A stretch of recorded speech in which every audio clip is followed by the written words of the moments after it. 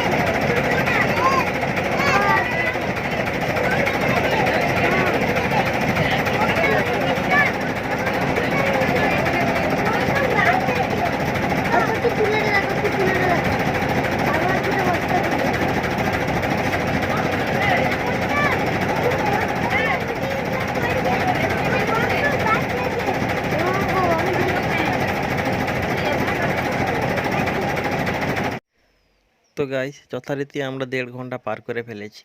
তো এবার আমরা ঘাটের খুব কাছাকাছি চলে এসেছি। এবার আমরা ঘাট থেকে উঠবো।